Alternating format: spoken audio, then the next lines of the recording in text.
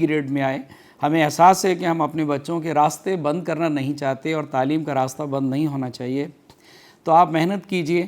جس طرح اس سے پہلے امپرومنٹ ہوتی رہی تو اسی طرح ہم بھی آپ کو ایک چانس دیں گے، یہ چانس دے رہے ہیں کہ آپ اپنے آپ کو دوبارہ امپروو کر لیجئے، اور آپ جو سبجیکٹ امپروو کے لیے لینا چاہتے ہیں، جو طریقہ کار پہلے وضع کیا گیا ہے اسی کے مطابق ہوگا. تو ہم ایک انشاءاللہ اسپیشل امتحان کنڈکٹ کرنے جا رہے ہیں تاکہ یہ خوشخبری میں نے کہا میں آپ کو سنا دوں.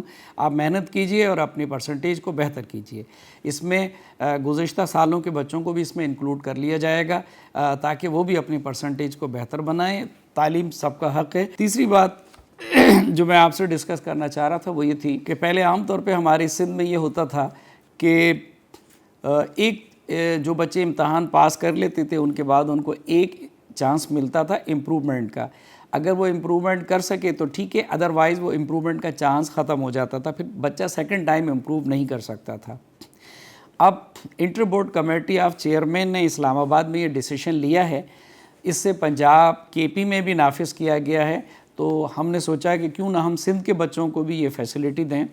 تو اب امپرومنٹ کے لیے اگر کوئی بچہ امپروو کرنا چاہتا ہے تو اس کے پاس ایک کے بجائے 4 چانسز ہوں گے. تو وہ اپنی پرسنٹیج کو 1 دفعہ، 2 دفعہ، 3 دفعہ، 4 دفعہ امپروو کر سکتا ہے.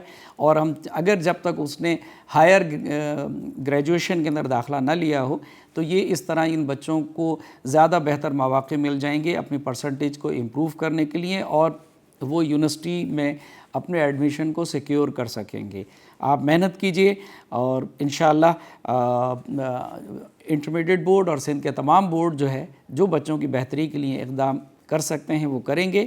میں سمجھتا ہوں کہ اس دفعہ جو اینول امتحان 2022 ہوگا اس میں کوئی کورس ریڈیوس نہیں کیا جائے گا. تو بچوں کو چاہیے کہ وہ محنت کریں. فرسٹ ایئر کا سیشن یقیناً اس دفعہ بہت لیٹ شروع ہوا ہے دسمبر میں.